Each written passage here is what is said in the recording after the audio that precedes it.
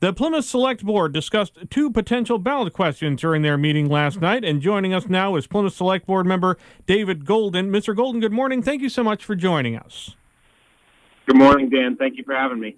So the first was a non-binding ballot question on the gun law opt-out, and I understand you made a motion last night not to go forward with it. Yes, Dan. We voted last week in our open session to place a question on the ballot.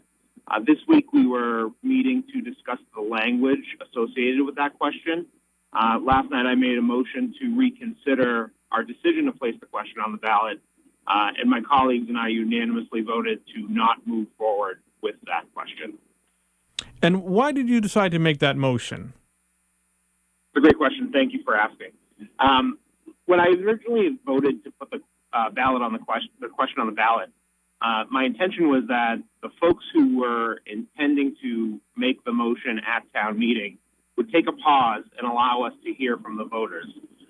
It was predominantly the pro opt-out side that wanted to move the question forward at our town meeting this past Saturday. My contention this whole time has been town meeting is not the appropriate place to litigate questions of constitutional right, and that was primarily how this discussion was being framed. Instead, I wanted to see the courts do their job and determine the constitutionality of the entire law itself. The folks who wanted to champion this question decided to move forward, as is their right as town meeting members. And so once the town meeting voted overwhelmingly not to opt out, I felt that the question was moot. There was also a second question involved Holtec and the cleanup of the Pilgrim Nuclear Power Station. What was kind of the result there? Yeah, our board voted unanimously to support placing that question on the ballot.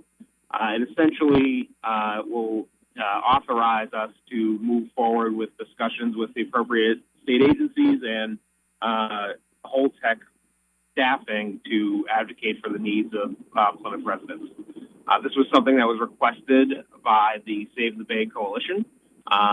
And although we're already doing the work that's described in the question, we wanted to support their advocacy efforts and place the question on the ballot for the whole town to weigh in. All righty. Well, we're going to have to leave it right there, but thank you so much for speaking with us. We do appreciate it. Thanks, Dan. Have a great day. Thank you as well.